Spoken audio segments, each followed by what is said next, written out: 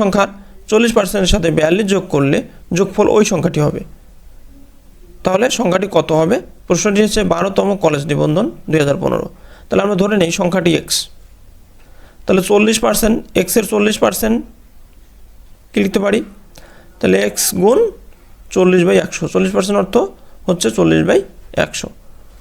তার সাথে 42 যোগ করলে আমরা যে সংখ্যাটি ধরে নিয়েছি সেই সংখ্যাটি হবে, অর্থাৎ কত ধরে নিয়েছি? এক্স ধরে নিয়েছি, তাহলে সমান হচ্ছে এক্স। তাহলে আমরা এখন ক্যালকুলেশন করে এক্সের মানটা বের করব। তাহলে 40 আর এক্স গুণ করলে 40/100 যোগ 42 সমান হচ্ছে এক্স।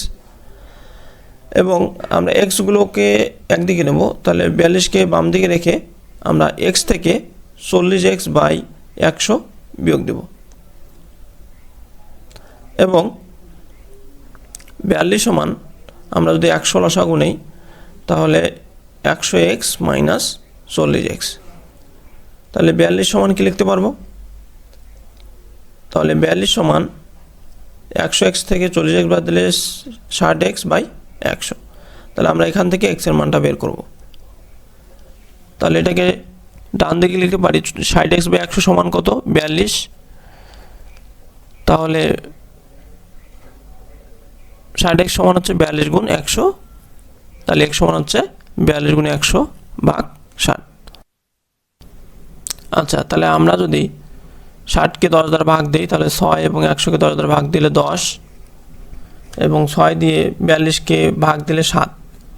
তাহলে 7 আর 10 গুণ করলে 70। তাহলে আমাদের নির্ণয় সংখ্যাটি 70। তাহলে আমাদের অ্যান্সার হবে 70, গ।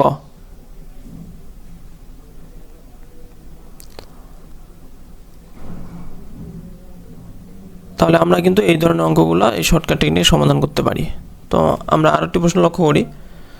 60 জন ছাত্রের মধ্যে 42 জন ফেল করলে পাশের হার কত? প্রশ্নটি এসেছে 14তম স্কুল নিবন্ধন পরীক্ষা 2017। তাহলে যেহেতু 60 জন ছাত্র 42 জন ফেল, তাহলে পাস কত?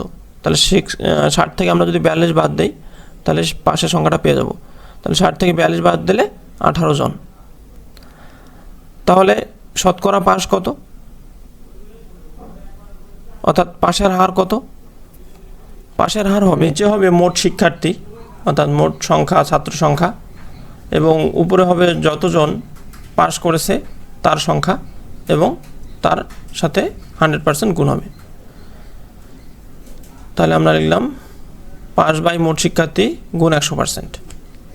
তাহলে পাস কতজন? 18 জন। মোট শিক্ষার্থী ছিল 60 জন, তার 100%। তাহলে আমরা ভাগ করলে যে অ্যান্সারটা হবে সেটাই হবে পাশের হার। তাহলে আমরা যদি 60কে 10 দ্বারা ভাগ দিই তাহলে 6, এবং 100কে 10 দ্বারা ভাগ দিলে 10, এবং 6 দিয়ে 18কে ভাগ দিলে 3। তাহলে 3 আর 10 গুণ করলে 30%। তাহলে পাশের হার হবে 30%। তাহলে এই ক্যাটাগরির অঙ্কগুলো আমরা এই প্রসেসে সমাধান করতে পারবো।